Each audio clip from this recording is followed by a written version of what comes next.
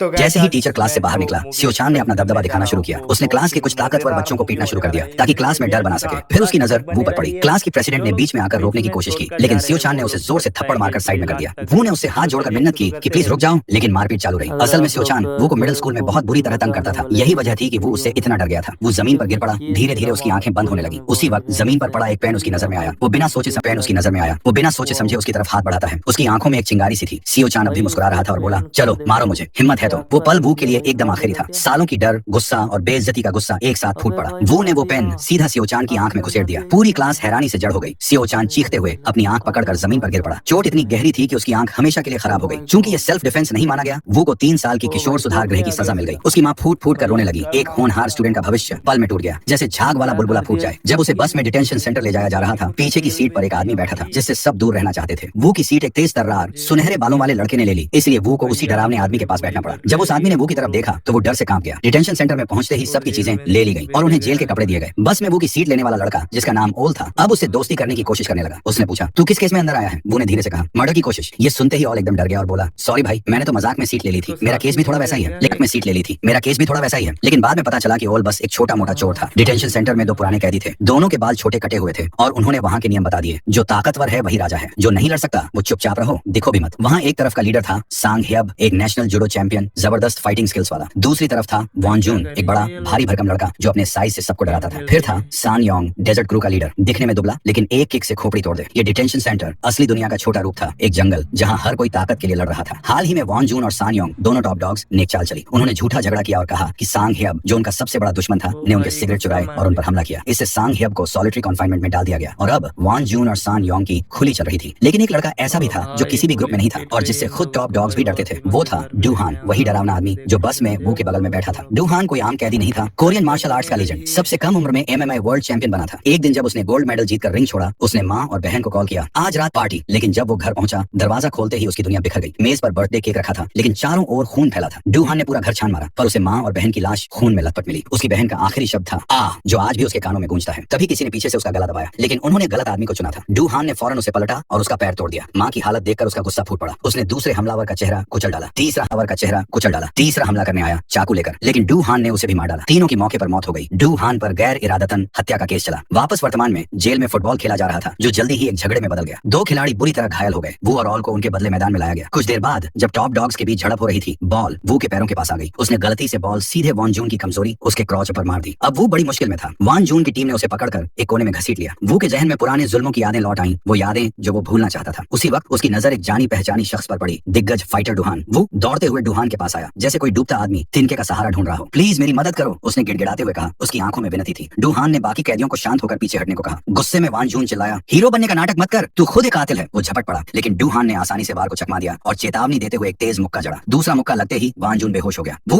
हैरानी से देखता रहा, जैसे किसी सुपर हीरो को टीवी से निकलकर हकीकत में देख रहा हो। लेकिन असल जिंदगी कोई फिल्म नहीं होती। उसी दिन से वॉन जून ने वो को अपनी हिट लिस्ट में डाल दिया, एक शिकार की तरह। ओनेल, जिसके बगल में वो बैठा था, बस सिर हिलाकर बोला, उससे माफी मांग ले वरना बुरा फंसेगा। कुछ दिन बाद वो से मिलने एक विजिटर आया, सियोचान। अब उसका दायां आंख हमेशा के लिए अंधा था। उसकी पढ़ाई रुक चुकी थी, बॉक्सिंग करियर खत्म हो गया था। वो बोला, मुझे मर जाना ज्यादा करियर खत्म हो गया था। वो बोला, मुझे मर जाना ज्यादा अच्छा लगता। वो ने माफी मांगी, लेकिन सियोचान की नजरें ठंडी रही। जब तू जेल से बाहर निकलेगा, उसने गुस्से से कहा, मैं तेरी जिंदगी को नर्क बना दूंगा। वो की आंसू भरी मिन्नतों का उस पर कोई असर नहीं हुआ। वो बिना कुछ कहे मुड़ गया। अब जेल के अंदर भी वो परेशान था और बाहर उसका दुश्मन इंतजार कर रहा था। वो बेचैनी से भर गया, उसे नींद नहीं आती थी। जेल में एक अनकहा नियम था, हर कैदी को रोज एक दूध का पैकेट जेल के सबसे ताकतवर इंसान को देना होता था, वफादारी के संकेत के तौर पर। वो ने डूहान को दूध दिया, लेकिन जब डूहान ने पूछा कि क्या कोई दिक्कत है, वो सोल कुछ कह नहीं पाया। अगले दिन उसने फिर दूध लाया, लेकिन डूहान ने मना कर दिया, अब से मत लाना। वो उसके पीछे गया और हिम्मत जुटाकर बोला, मुझे लड़ना सिखाओ, मैं भी तुम्हारे जैसा मजबूत बनना चाहता हूँ। डूहान ने साफ मना कर दिया। उसे डर था कि वो बदला लेने की कोशिश करेगा, लेकिन वो ने कहा, मैं शांति से जीना चाहता हूँ। पहले मैं सिर्फ छिपना चाहता था, क्योंकि मुझे पीटा जाता था, मुझे कुछ करना नहीं आता था, मैं खुद को कमजोर और बेकार मानता था। लगता था मेरा जन्म ही गलत हुआ है, लेकिन अब मैं भागना नहीं चाहता। उसकी दिल से निकली बातों ने डूहान को छू लिया। मैं एक शर्त पर सिखाऊंगा, उसने कहा, 40 मिनट में 100 चक्कर दौड़ो, तभी ट्रेनिंग शुरू होगी। वो सोल, जो किताबों का कीड़ा था और शरीर से बहुत कमजोर था, कुछ ही चक्करों में हांफने लगा। उसकी नजर धुंधली होने लगी, पैर कांपने लगे। 50वें चक्कर तक वह पूरी तरह थक चुका था। पुराने दर्दनाक यादों के सहारे वह खुद को खींचता रहा। 70 तक पहुंच गया, फिर गिर पड़ा, उल्टी कर दी। वो हार मानने ही वाला था, लेकिन एक डरावनी याद फिर से सामने आई। सियोचान ने उसे टॉयलेट न जाने देने पर उसके ही सामने पेशाब करवा दिया था और फिर उसे चाटने के लिए मजबूर किया था। वो लड़खड़ाता हुआ उठ खड़ा हुआ। 40 मिनट पूरे हो चुके थे, लेकिन उसका गुस्सा और दर्द उसे दौड़ाते रहे। आखिरकार उसने आखिरी चक्कर पूरा किया और डूहान की बाहों में गिर पड़ा। डूहान के वार्डन से रिश्ते के कारण वो को उसके साथ सेल में शिफ्ट कर दिया गया। अब डूहान ने उसकी शारीरिक ताकत जांची। वो की हालत खराब थी, 21 पुशअप, 32 सिटअप और 0 पुलअप। डूहान ने कहा, कल से हर दिन एक एक्स्ट्रा दोहराना जोड़ना होगा, वरना वापस अपनी पुरानी सेल में चले जाना। वू ने पूरी ताकत लगाकर एक कमजोर पुलअप किया और इस तरह कड़ी ट्रेनिंग शुरू हुई। शुरुआत में कुछ पुशअप से ही वो ढेर हो जाता, मुक्के और किक बेअसर थे, लेकिन डू हान की सख्त ट्रेनिंग में वो रोज बिना रुके मेहनत करता गया। धीरे धीरे उसके मुक्कों में ताकत आने लगी, उसके पैर मजबूत हुए। डू हान ने उसे ज्यादा खाने के लिए कहा, खाना भी ट्रेनिंग का हिस्सा है। पहले बाकी कैदी उसका मजाक उड़ाते, लेकिन जल्द ही उसकी मांसपेशियां उभरने लगी, ताकत बढ़ने लगी। अब ट्रेनिंग में मार खाना भी शामिल हो गया था। हर मुक्का, हर गिरावट एक सबक थी। धीरे धीरे कमजोर और डरा हुआ वो सोल एक फाइटर बन गया। रात को भी वो ट्रेनिंग करता। 1000 मुक्के मारने के बाद जब वह थका हुआ मुड़ा तो देखा डू हान सो गया था। मैंने कर लिया, वू ने कहा, लेकिन डू हान ने कुछ नहीं देखा था। उसने फिर से शुरू करवाया। उधर सियो चान सड़कों पर भटक रहा था। एक कार ने हॉर्न मारा, वो नहीं हटा। गैंगस्टर उसे गालियां देने लगे। सियो चान ने उनकी कार का शीशा तोड़ दिया। 2 आदमी उसे सबक सिखाने उतरे, लेकिन वो उन पर टूट पड़ा, सबको बुरी तरह पीट दिया। गैंग लीडर वू योंग ने उसे देखा और गैंग में शामिल होने का ऑफर दिया। सियो चान ने उसे गाली दी। वू योंग ने उसकी अंधी आंख देखी और उसका बचाव पक्ष में तमाचा मारा, यह दिखाने के लिए कि वो कितना चालाक है। मैं तेरी ताकत का सही इस्तेमाल करूंगा, उसने कहा। मैं तुझे और भी ताकतवर बनाऊंगा। जेल में वो सोल पढ़ाई करते हुए स्क्वाट्स करता। ऑल हैरान था। क्या तू वान जून से भिड़ने की तैयारी कर रहा है? वू ने कहा, नहीं, मैं अब कमजोर नहीं रहना चाहता। लेकिन फिर बुरी खबर आई, डू हान का ट्रांसफर हो रहा था। नहीं, मैं अब कमजोर नहीं रहना चाहता। लेकिन फिर बुरी खबर आई, डू हान का ट्रांसफर हो रहा था। 23 साल से ऊपर के कैदियों को वयस्क जेल भेजा जाता था। डू हान ने बस इतना कहा, अब और ज्यादा मेहनत करो, वक्त कम है। उस दिन वू ने देखा कि ऑल को पीटा जा रहा है। उसने बीच बचाव किया। गुंडों ने उसे घेर लिया, लेकिन अब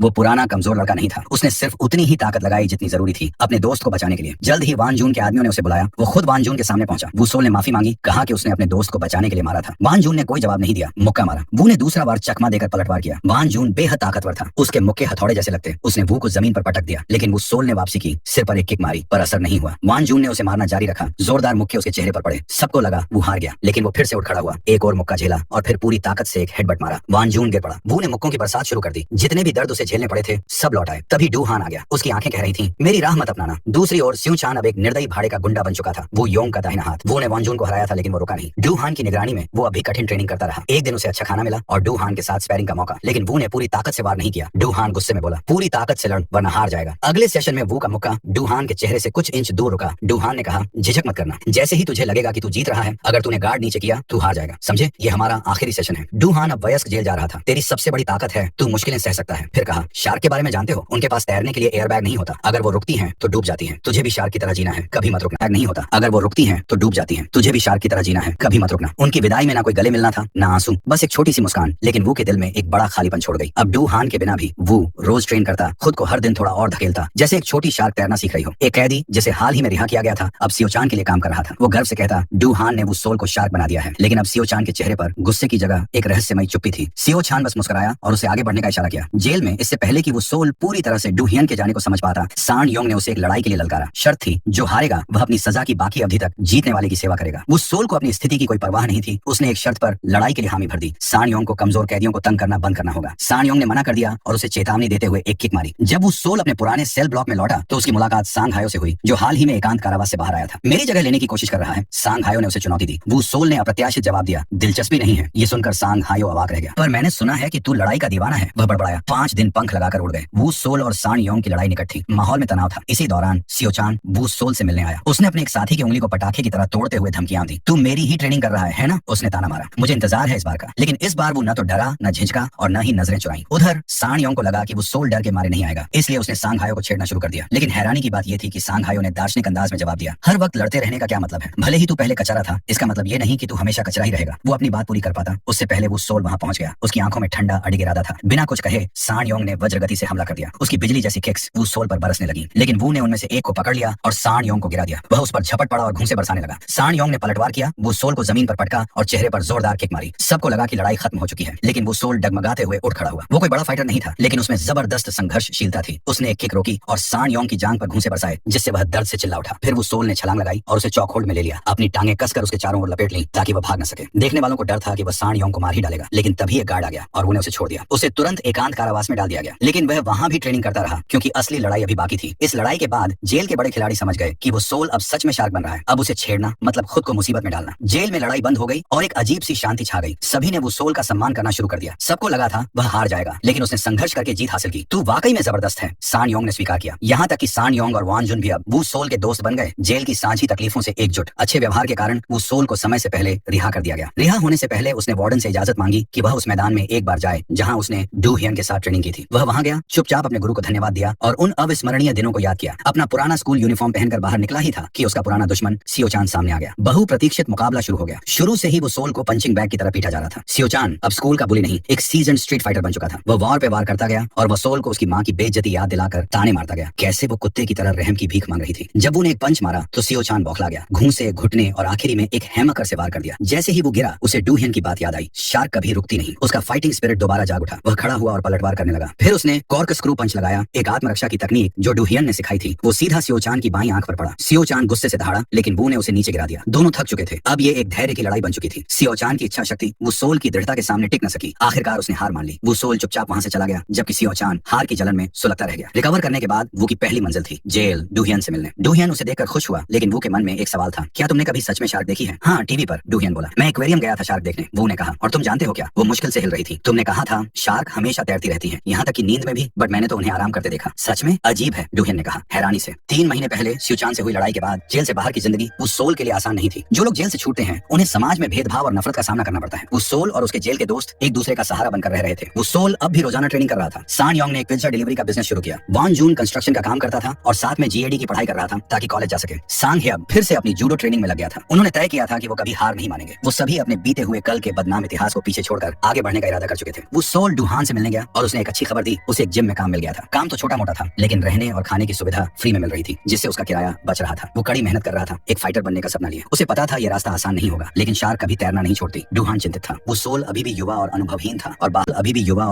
था और बाहर सियो चान जैसा खतरनाक दुश्मन भी था। डूहान ने उसे समझाया, अपने जज्बातों को अपने फैसले पर हावी मत होने देना, मेहनत करो, मैं तुम्हारे साथ हूँ। जिम में वो सोल फर्श साफ कर रहा था, तभी एक घमंडी गोरे बालों वाला फाइटर आया। उसकी लड़ने की शैली बहुत खतरनाक थी और वो ऐसे लड़ता था जैसे सामने वाले को मार ही देगा। सभी स्पैरिंग पार्टनर उससे डरकर भाग चुके थे। थक हार कर ट्रेनर ने वो सोल की ओर इशारा किया। वो फाइटर हंसते हुए बोला, तू बनेगा मेरा पंचिंग बैग? अगर तू किसी प्रो फाइटर को हरा दे तो शायद तुझे प्रमोट कर देंगे। वो सोल जैसे ही रिंग में घुसा, वो सोल ने उसकी पहली जोरदार चाल से बचाव किया। ट्रेनरों ने उसे सुरक्षा घेर दिया, लेकिन उसने सिर्फ ग्लव्स लिए और बाकी सब मना कर दिया। फाइटर गुस्से में पागल हो गया और जबरदस्त हमले करने लगा। शुरू में वो सोल ने डिफेंस पर ध्यान दिया और मार झेली, लेकिन फिर एक मौका देखकर उसने जवाबी हमला किया। उसके घूंसे जोरदार थे और पूरी जिम चुप हो गई। वो फाइटर दर्द में चिल्ला उठा। उसे उसी रात एक बड़ा मैच लड़ना था। जिम मालिक बहुत गुस्से में था। उसने वो सोल को जमकर डांटा और सांग ह्यब को कहा कि उसे फौरन निकाल दो। असल में वो फाइटर सांग वूल एक गैर कानूनी फाइटिंग रिंग एफओजी में भाग लेता था। इस रिंग की फाइट्स एक प्राइवेट ऐप पर लाइव दिखाई जाती थी और वहां केवल वीआईपी लोग ही आकर दाम लगाते थे। दोपहर की फाइट खत्म हो चुकी थी और अब मेन इवेंट में सांग वूल की फाइट होनी थी, लेकिन उसकी कलाई घायल थी और वो गायब हो गया था। स्टाफ घबरा गया और मालिक को खबर दी। तभी एक अनाउंसमेंट हुआ, सांग वूल की जगह एक स्पेशल फाइटर लड़ाई करेगा। सभी पुराने दाम रद्द कर दिए गए और एक नई पेशकश दी गई। जो भी दाम लगाएगा उसे 10 गुना मिलेगा, चाहे नतीजा कुछ भी हो। वो विशालकाय फाइटर जो सांग वूल का विरोधी था डर गया। उसे नहीं पता था कि सामने कौन आएगा। फिर मिस्ट्री फाइटर सामने आया, वू योंग, एफओजी का असली मास्टरमाइंड और वही इंसान जिसने सियो चान को भर्ती किया था। वू योंग का नाम सुनते ही सभी हैरान रह गए। फेयरनेस बनाए रखने के लिए एक नया नियम आया, अगर वो विशाल फाइटर 30 सेकंड तक टिक गया तो वो जीत जाएगा। फिर भी ज्यादातर लोग वू योंग पर दाम लगाने लगे। वू योंग रिंग में गया और उस फाइटर को बोला, चिंता मत कर, मैं तेरे सारे कर्ज चुका दूंगा। फाइट शुरू हुई। पहले एक जोरदार मुक्का उसकी पसलियों पर, फिर 2 घूमते हुए किक उसके चेहरे पर और फिर एक जोरदार हथौड़ा जैसा पंच। वो फाइटर 10 सेकंड में गिर गया, लेकिन वो योंग रुका नहीं। उसने कहा, अभी 20 सेकंड बाकी हैं। अगली सुबह वो सोल ने देखा कि वान जून उदास होकर एक लंगड़े आदमी को पैसे लौटा रहा था। असल में जेल से पहले वान जून एक कर्ज वसूलने वाला था। उसने किसी को इतना तंग किया था कि वो इंसान बिल्डिंग से कूद गया और उसकी टांग टूट गई। वान जून को बहुत पछतावा था, पर अब कुछ नहीं कर सकता था। उसी दिन वो सोल अपने पुराने जेल दोस्तों से मिला। सांग ह्यब नहीं आ सका। वान जून अब भी दुखी था, लेकिन वो सोल की पॉजिटिव सोच से उसका मूड थोड़ा बेहतर हो गया। सान योंग और वान जून आपस में झगड़ने लगे, क्योंकि वान जून अक्सर सान योंग के पिज्जा शॉप में बिना पैसे दिए पिज्जा खा जाता था। झगड़े में सान योंग ने बता दिया कि वान जून की छोटी बहन बहुत खूबसूरत है। फिर दोनों ने वो सोल से पूछा, हम में से ज्यादा हैंडसम कौन है? वो सोल ने कूटनीति से जवाब दिया, तुम दोनों ही अपने अपने तरीके से अच्छे दिखते हो। तभी वो सोल का सिर दर्द करने लगा। वहीं उसकी बचपन की दोस्त जिही आ गई, जो वान जून की ट्यूटर भी थी। उसने एक ही घूंट में अपनी ड्रिंक खत्म की। फिर चारों दोस्तों ने मिलकर खुशी में टोस्ट किया। सान योंग ने देखा कि वो सोल प्यार से जिही को देख रहा था। फिर बाद में अचानक वो योंग ने अपनी कार रोकी और गुस्से में सड़क पार कर सान योंग की पिज्जा शॉप में घुस गया। वो योंग ने वो सोल से कहा, मुझसे लड़ो। फिर हमें 3 घंटे पहले का सीन दिखाया जाता है। वो योंग ने अपने आदमियों को आदेश दिया था कि सांग वूल उसकी गर्लफ्रेंड और मैनेजर को एक बड़ी याट पर ले जाओ। जब वो योंग स्पीड बोट से वहां पहुंचा तो तीनों पहले से घुटनों पर बैठे थे। चेहरों पर डर और चोटें साफ थी। सांग वूल डरा हुआ कांप रहा था। वो योंग ने पूछा, मुझे बताया गया है कि तू कलाई की चोट के कारण फाइट छोड़कर भाग गया। ये चोट किसने दी? सांग वूल बोला, एक सफाई कर्मचारी। वो सोल सांग वूल लड़खड़ाते हुए बोला, एक सफाई कर्मचारी, कोई फाइटर नहीं। वो योंग ने भौहें उठाई। चिंता मत करो, आज रात की फाइट हो जाएगी। सांग वूल ने राहत की सांस ली और वादा किया कि ऐसा दोबारा नहीं होगा। वो योंग का चेहरा सख्त हो गया। अब अगली बार नहीं होगी, उसने ठंडे स्वर में कहा। वो योंग ने सांग वूल की गर्लफ्रेंड और उसके मैनेजर की ओर देखा। अगर तुम्हें अपनी जान किसी के हाथ में सौंपनी हो तो किस पर भरोसा करोगे? सांग वूल ने अपने मैनेजर को चुना। वो मेरे भाई जैसा है, उसने समझाया। असल में कजिन है। मैनेजर डर से कांपने लगा। वो योंग बोला, अगर तुम 10 सेकंड तक चुप रह सको तो तुम्हारे कजिन की जान बख्श दूंगा। मैनेजर की चीखें वो योंग के बोल खत्म होने से पहले ही गूंजने लगी। सांग वूल ने घबराकर रहम की भीख मांगी, लेकिन तीनों को समंदर में फेंक दिया गया। वो योंग के आदमियों ने रिपोर्ट दी कि जिसने सांग वूल को घायल किया था वो वही सफाई कर्मी था जिसने सियो चान की आंखें फोड़ दी थी। वो योंग को सियो चान की जेल में नाकाम बदला लेने की कोशिश के बारे में भी पता था। सियो चान तुरंत वो योंग के पास गया। मुझे उसे लड़ने दो, उसने मिन्नत की। वो योंग को अंदाजा नहीं था कि वह कितनी बड़ी मुसीबत को खुला छोड़ रहा है। उधर जिही जब काम से घर जा रही थी, वो सोल ने कॉल किया। घर पहुंचते ही मुझे मैसेज करना, उसने कहा। तुम मेरे बॉयफ्रेंड जैसे बर्ताव कर रहे हो, जीही ने हंसकर कहा। उसी वक्त एक गर्भवती महिला का बैग गिर गया। जीही उसकी मदद करने दौड़ी। महिला के कहने पर जीही ने बैग उसकी कार तक पहुंचा दिया। अचानक सब कुछ बदल गया। कोई भारी आवाज गूंजी, क्या तुम जीही हो? उससे पहले कि जीही कुछ समझ पाती, एक आदमी ने उसका मुंह दबाया और उसे एक वैन में उठा ले गया। वैन पर मानसिक अस्पताल का निशान था। वहीं दूसरी ओर जिम में जो उस दिन बंद था, वो सोल सांग ह्यब के साथ अभ्यास कर रहा था। वान जून और सान योंग उसे देखने पहुंचे। वान जून ने कहा, ये लड़का तो अब काफी बढ़ गया है, इसी की वजह से हम अब ईमानदारी से जी रहे हैं। वैन के अंदर वह महिला नकली पेट निकाल फेंकती है और अपने साथी को जीही के हाथ पैर बांधने का हुक्म देती है। जीही ने फायर एक्सटिंग्विशर उठाकर उस आदमी के चेहरे पर मारा और दरवाजे की ओर भागी, लेकिन महिला ने उसे फिर अंदर लात मारकर धकेल दिया। स्पैरिंग के बाद वो सोल को वान जून और सान योंग बाहर इंतजार करते मिले। तुम यहाँ क्या कर रहे हो? उस सोल ने पूछा। मेरा बिजनेस बर्बाद हो गया, सान योंग ने नाटकीय अंदाज में बताया। बर्बाद? मुझे मनहूस मत बोलो, वान जून ने चिढ़ते हुए कहा। सांग ह्यब भी आ गया और सान योंग के बिजनेस के बारे में पूछने लगा। सब हंसी मजाक कर ही रहे थे कि वो सोल को जीही का वीडियो कॉल आया। उसने कॉल उठाया, लेकिन जीही की जगह सिर्फ उसकी डरी हुई चीखें और झगड़े की आवाजें सुनाई दी। उसने फिर कॉल किया, लेकिन कोई जवाब नहीं आया। उसे याद आया जब वो योंग ने कहा था, मैं ही सियोचान को पैसे देता हूँ, मेरे लिए काम करो तो पैसा और नाम दोनों मिलेगा। तुम्हारे जैसे रिकॉर्ड वाले को मैं ही ऊपर ले जा सकता हूँ। लेकिन वो सोल ने मना कर दिया था, मुझे कोई दिलचस्पी नहीं, मैं सियोचान नहीं हूँ, मैं अपनी राह खुद तय करता हूँ। अब वो सोल को समझ आया कि जीही की किडनैपिंग के पीछे वो योंग का हाथ है। वह तुरंत भागने लगा, लेकिन वान जून ने उसे रोका। शांत हो जाओ, अकेले गए तो फंस जाओगे। सान योंग ने पुलिस को कॉल किया, लेकिन पुलिस ने कहा कि उन्हें और जानकारी चाहिए। तभी वो के फोन पर एक मैसेज आया, कंस्ट्रक्शन साइट। चारों दोस्त सान योंग की पुरानी डिलीवरी वैन में बैठकर वहां पहुंच गए। वे अलग अलग दिशा में जीही को ढूंढने लगे, लेकिन उसका कोई पता नहीं चला। तभी वो सोल को कीचड़ में उसकी चाबी मिली। उसने उसका फोन मिलाया, धीमी आवाज में रिंगटोन सुनाई दी, एक सुनसान इमारत के अंदर से। वो बिना सोचे दौड़ पड़ा। अंदर दो हटे कट्टे आदमी जीही को पकड़े हुए थे। एक वही था जिसे उसने वैन में मारा था। वह बदला लेने ही वाला था कि वो सोल अंदर घुस आया और एक जबरदस्त पंच और किक से दोनों को बेहोश कर दिया। उसने जल्दी से जीही को खोल दिया, लेकिन जीही ने कहा, भागो जल्दी, पर उसे समझ नहीं आया कि क्यों। तभी कई गुंडे डंडे और लोहे की रॉड लेकर अंदर घुस आए। उनके पीछे पीछे वही महिला आई जिसने नकली पेट पहना था। मछली जाल में फंस गई। उसने हंसते हुए फोन पर वू योंग को बताया, हमारे पास वो सोल है, 4 में से 3 मिल गए, बाकी 2 गायब हैं। फोन पर वू योंग की आवाज आई, 3 ही काफी हैं। वो और उसके दोस्तों की आंखों पर पट्टी बांधकर उन्हें एक वैन में फेंक दिया गया। सान योंग और सांग ह्यब ने देखा और पीछा किया, लेकिन वैन तेजी से निकल गई। वैन में वू और उसके दोस्तों को बार बार बिजली के झटके दिए गए जब तक वे बेहोश नहीं हो गए। जब वो सोल को होश आया, वह एक कुर्सी से बंधा हुआ था और उसके सामने वो योंग खड़ा था। मेरे दोस्त कहाँ हैं? उसने गुस्से में पूछा। वो योंग ने उसकी बात अनसुनी कर दी और नकली हमदर्दी दिखाते हुए बोला, तुम ठीक हो? वो सोल का सब्र टूट गया। मुझे परवाह नहीं, मेरे दोस्त कहाँ हैं? वो योंग ने उसकी गर्दन पर चाकू रख दिया। जानते हो अफ्रीका में बच्चों को कैसे सोल्जर बनाते हैं? उन्हें आंखों पर पट्टी बांधकर हाथ में बंदूक दे देते हैं, फिर किसी को गोली चलाने को कहते हैं। जब पट्टी हटती है और वो खून और लाशें देखते हैं, वो डर से हमेशा के लिए वश में हो जाते हैं। उसने पीछे बंधे 2 लोगों की ओर इशारा किया। सोचो तुम वही बच्चा हो, तय करो कौन मरेगा। जिसे तुम चुनोगे वो मरेगा, दूसरा बचेगा। या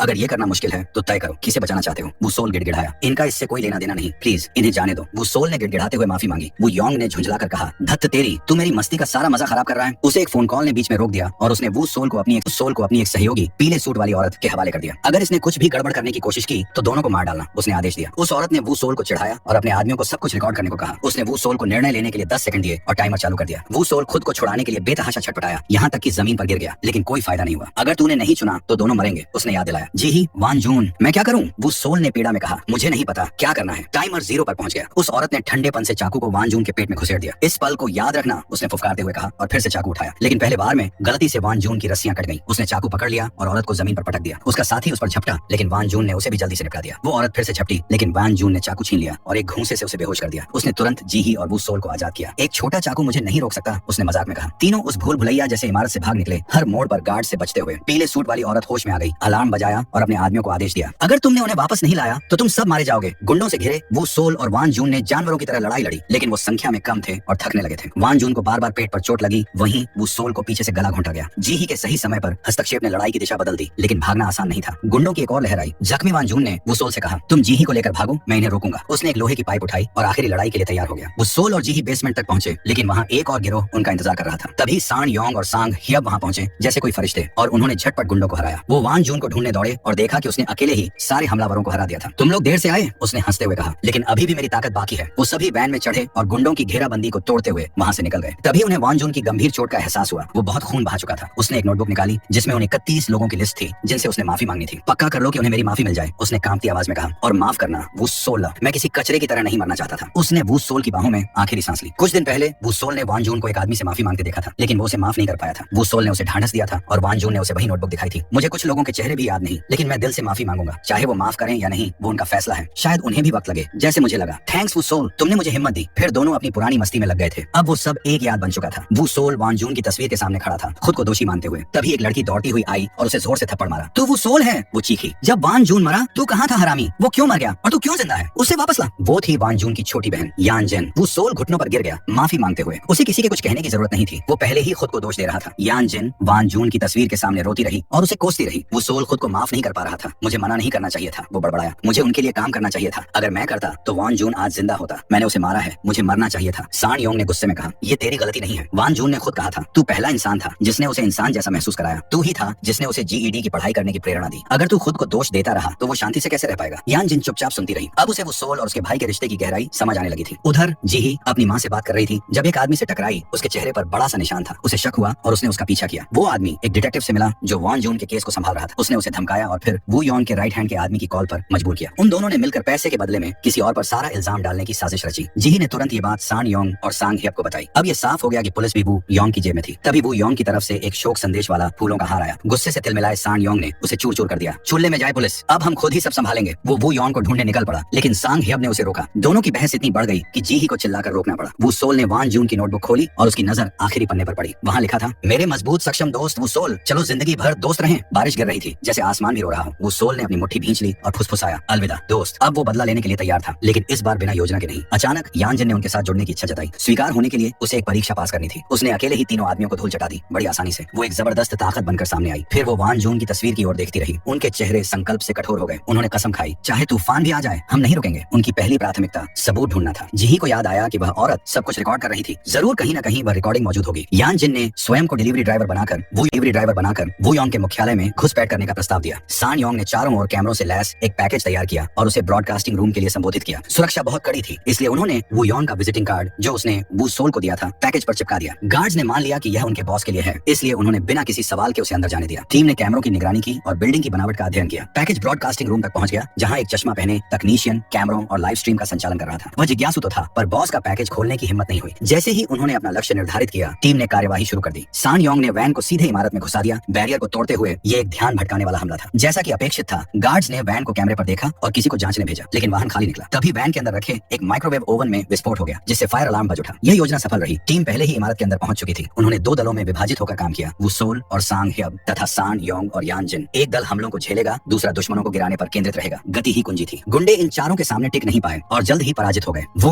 ब्रॉडकास्टिंग रूम खोजने निकल पड़ा, जबकि बाकी तीनों रास्ता साफ करने में लगे रहे। गुंडे लगातार आते रहे, पर वे डटे रहे। वो ने जल्दी ही ब्रॉडकास्टिंग रूम खोज निकाला। उसने तकनीशियन को पकड़कर कंप्यूटर फाइल्स खोलने को मजबूर किया, लेकिन उस दिन की रिकॉर्डिंग फोल्डर खाली थी। वो योंग अपने मॉनिटरों पर सब कुछ देख रहा था। उसके चेहरे पर एक घमंडी मुस्कान थी। सब उसकी योजना के अनुसार हो रहा था। उसने पीली पोशाक वाली औरत और उसके आदमियों को जांच के लिए भेजा। जब वो सोल लौटा, टीम ने अधिकतर गार्ड्स को हरा दिया था। तभी वो योंग ने उस दिन का वीडियो चला दिया, जिसमें वह दया की गुहार लगाता दिखा और वह क्षण जब महिला ने वान जून को चाकू मारा। यह देख टीम का खून खौल उठा। उसी समय पीली पोशाक वाली महिला अपने साथियों के साथ वहां आ धमकी। वो सोल, वह चिढ़ाते हुए बोली, तुम कैमरे पर अच्छे लगते हो। उसने लिफ्ट की ओर इशारा किया, अगर फुटेज चाहिए तो चले जाओ। उसके आदमियों ने वो सोल को रास्ता दे दिया। वो सोल बिना झिझक लिफ्ट में चढ़ गया। उसे पता था वह क्या चाहती है। वो सोल के जाने के बाद कैनन ने अपने आदमियों को पार्किंग खाली करवाने भेजा और खुद वह चेहरा कटा आदमी और पीली औरत अंदर के हमलावरों से निपटने लगे। यान जिन ने जैसे ही महिला को देखा, उसे पहचान लिया, वही जिसने उसके भाई को मारा था। यान ने उसे जोरदार मुक्का मारा, उसकी नाक तोड़ दी। सांग हियप ने कैनन का सामना किया और सान योंग ने चेहरा कटे आदमी से लड़ाई शुरू की। उधर वो सोल ने अपनी कलाई की पट्टियां हटा दी, एक क्रूर युद्ध के लिए तैयार। उसकी आंखों में आग जल रही थी। आखिरकार वो सोल और वो योंग आमने सामने थे। वो योंग ने दो विकल्प दिए, या तो वीडियो वाली यूएसबी लेकर चले जाओ या वान जून की मौत का बदला लो। वो सोल ने यूएसबी की ओर हाथ बढ़ाया, पर वो योंग इतनी आसानी से उसे नहीं जाने देने वाला था। अब किसकी बारी है? उसने ताना मारा। परिवार ज्यादा प्रेरणा देता है या दोस्त? तुम ऐसा क्यों कर रहे हो? वो सोल ने पूछा। क्योंकि ये मजेदार है। वो योंग हंसा। वो सोल झपट पड़ा, पर वो योंग उससे कहीं बेहतर फाइटर था। पहले तो वह वो सोल से खेलता रहा, फिर उसकी मारक ताकत बढ़ गई। नीचे लड़ाई और भयंकर हो गई। महिला ने यान जिन के चेहरे पर चाकू चला दिया। क्रोधित यान ने उसका चाकू दूर फेंका, बाल पकड़कर उसका सिर बार बार जमीन से पटका, फिर जोरदार अपरकट से उसे बेहोश कर दिया। दोनों भारी शरीर वाले मर्द भिड़ गए। एक दमदार लड़ाई। चेहरा कटा आदमी ने सान योंग का पैर तोड़ दिया। ऊपर वो योंग वो सोल को पीटता रहा, वाइन पीते हुए बार बार वीडियो चलाकर उसे ताना मारता रहा। वो सोल लगभग हार मान चुका था, लेकिन उसे वान जून के शब्द याद आए, बस इतना ही है तुम्हारे पास। उसकी आत्मा में फिर जान आ गई। उसने वो योंग को गिराकर मुक्कों की बरसात शुरू कर दी। उसने वो योंग की टांग पकड़कर तोड़ने की कोशिश की, पर रुक गया। वो योंग फिर झपटा, पर वो सोल ने उसे ग्लास की दीवार से नीचे फेंक दिया। यान जिन ऊपर पहुंची और सान योंग के साथ मिलकर चेहरा कटे आदमी से लड़ी, पर वह बहुत ताकतवर था। उसने यान का हाथ तोड़ दिया। सान योंग ने उसे चौक होल्ड में पकड़ लिया, जिससे यान जिन ने उसे खत्म कर दिया। सांग हियप ने कैनन को मार गिराया। तीनों दोस्त घायल लेकिन विजयी थे। ऊपर वो योंग और वो सोल दोनों थके हुए थे, पर हार मानने को तैयार नहीं। वो सोल ने वो योंग का हाथ पकड़कर तोड़ा। वो योंग जानवर की तरह चिल्लाया और वो सोल को खिड़की से बाहर फेंकने की कोशिश की, वो सोल ने दीवार पकड़ ली जिससे वो यौन खुद लटक गया। वो सोल ने पूरी ताकत से उसे वापस खींचा। अब मेरे लिए सब खत्म है, वो यौन बोला। वो सोल बदला लेना चाहता था पर उसने खुद को कातिल नहीं बनने दिया। तुम्हें पछतावा होगा कि तुमने मुझे बचाया, वो यौन फुफकारा। मैं तुम्हारे जैसा नहीं हूँ, उस सोल ने जवाब दिया। उस सोल वहां से चला गया। वो यौन बड़बड़ाता रह गया, मैं हार गया। कुछ समय बाद वो यौन को अवैध जुए के कारोबार और वान जून की मौत में शामिल होने के आरोप में गिरफ्तार कर लिया गया। उस सोल ने वान जून की नोटबुक में लिखे नामों की लिस्ट के अनुसार सभी पीड़ितों से माफी मांगी। कुछ ने उसे माफ किया, कुछ ने नहीं, लेकिन उसने वान जून की अंतिम इच्छा पूरी की। लिस्ट के आखिरी पन्ने पर उसका नाम था। उसने लिखा, मैं माफ करता हूँ वान जून। उसने फुसफुसाया, मैंने तुम्हें बहुत पहले माफ कर दिया था। उसी समय उसके दोस्त मुस्कुराते हुए आ पहुंचे। अब सब खत्म हो गया था। उस सोल ने डूहान से जेल पहुंचे। अब सब खत्म हो गया था। उस सोल ने डूहान से जेल में मुलाकात की। अब मुझे पता है मैं क्या चाहता हूँ। हर बार जब मैं मुक्का मारता हूँ मैं जिंदा महसूस करता हूँ। मैं लड़ाई से प्यार करता हूँ। अब मजबूरी नहीं, मैं अपने लिए लड़ूंगा। मैं तुम्हारी तरह एक महान फाइटर बनना चाहता हूँ। फिर मैं तुम्हारे साथ लड़ना चाहता हूँ। अगर मुझसे लड़ना है तो तुम्हें